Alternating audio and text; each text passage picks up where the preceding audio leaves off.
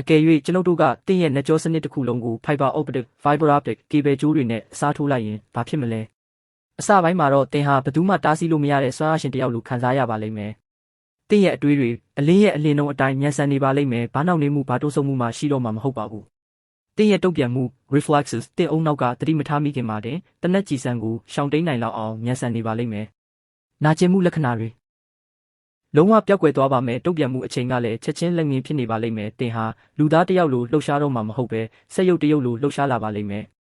ဒါပေမဲ့လူအများစုမေ့နေကြတဲ့ဆိုးရွားလာတဲ့ဇီဝဗေဒဆိုင်ရာအကန့်အသတ်တစ်ခုရှိပါတယ်။တင့်ရဲ့နှက်ကြောတွေဟာအချက်ပြစနစ်တွေကိုပေးပို့ယုံတင်မဟုတ်ပါဘူး။သူတို့တွေကတင့်ရဲ့ကိုရင်းအင်္ဂါတွေနှလုံးခုန်နှုန်းအသက်ရှူခြင်းနဲ့အစာချေစနစ်တွေကိုပါထိန်းညှိပေးတာဖြစ်ပါတယ်။ Fiber optic ကြိုးတွေက data တွေကိုပဲပေးပို့နိုင်တာဖြစ်ပြီးဇီဝတံငွေဆိုင်ရာချက်ပြမှု electrochemical signals တွေကိုတော့မတည်ဆောင်နိုင်ပါဘူး။အဲ့ဒီအခါမှာတင့်နှလုံးကဘယ်အချိန်မှခုန်ရမလဲဆိုတာသိတော့မှမဟုတ်တယ်လို့တင့်ဆုပ်တွေကလည်းဘယ်အချိန်မှကျဲရမလဲဆိုတာသိမှမဟုတ်ပါဘူး။တင့်အုံနောက်ကနိုးကြားနေစေဖြစ်ပေမဲ့တင့်ခန္ဓာကိုယ်ကြီးကတော့ရက်တန့်သွားပါလိမ့်မယ်။တင်ဟာနာကျင်မှုကိုမခံစားရတော့ပဲဒီအတိုင်းပဲရက်တန့်သွားမှာပါ